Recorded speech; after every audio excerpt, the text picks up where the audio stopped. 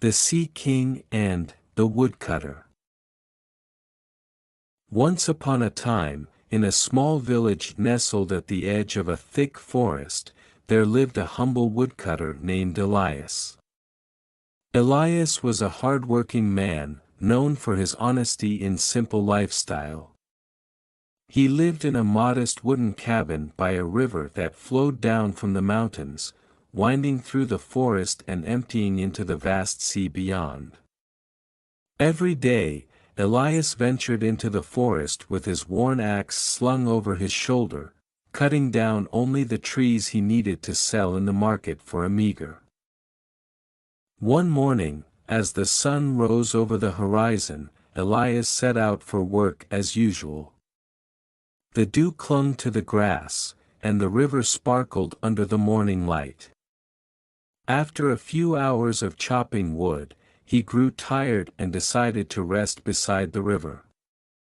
He sat on a rock, gazing at the calm waters, listening to the gentle flow, and wiping the sweat from his brow. As he did so, his axe, old but reliable, slipped from his hand, falling into the river with a soft splash. Elias leapt to his feet in panic. His axe was his only tool, essential for his livelihood. Without it, he couldn't cut wood to sell and would have nothing to eat. He knelt by the riverbank, desperately searching for a way to retrieve it, but the current had already swept it away, and the water was too deep for him to reach. Elias, stunned, fell back in awe. The Sea King smiled kindly and spoke in a deep, yet gentle voice. "Why do you look so troubled, good man?"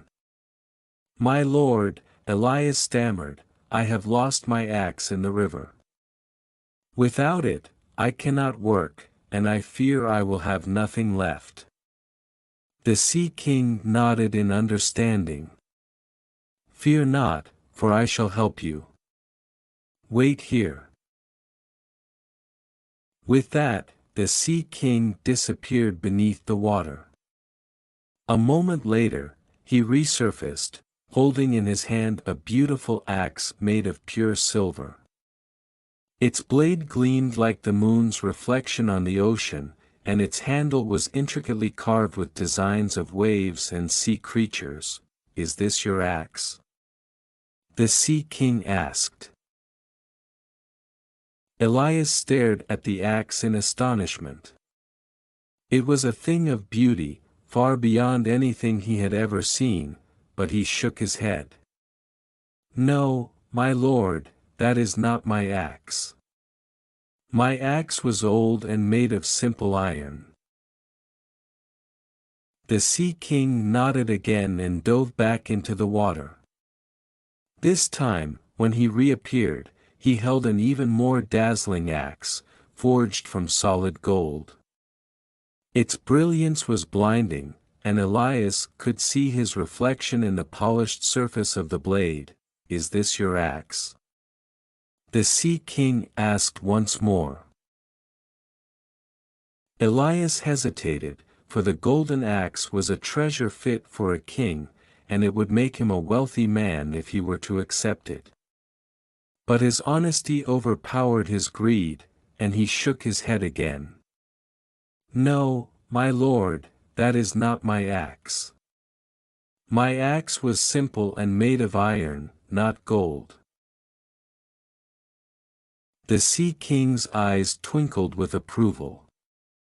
He vanished once more and returned, this time with a plain iron axe, the very one Elias had lost. "Is this your axe?" asked the Sea King. Elias's face lit up with relief. "Yes, my lord, that is my axe." "Thank you." The Sea King smiled. "You are an honest man, Elias. Because you did not give in to greed, I will reward you." He handed Elias not only his iron axe but also the silver and gold axes. "You have earned these," the Sea King said, for your honesty and integrity are rare and precious, more valuable than gold or silver." Elias bowed deeply, overwhelmed by the Sea King's generosity. He thanked the ruler of the sea profusely, promising to use the gifts wisely and never to abandon his humble ways. With that, the Sea King vanished into the river, and the waters returned to their calm state, as if nothing extraordinary had happened. Elias returned to his village, carrying the 3 axes. When he arrived home, his neighbors marveled at his new treasures. The news of his encounter with the Sea King spread quickly, and soon people from all over came to hear his story.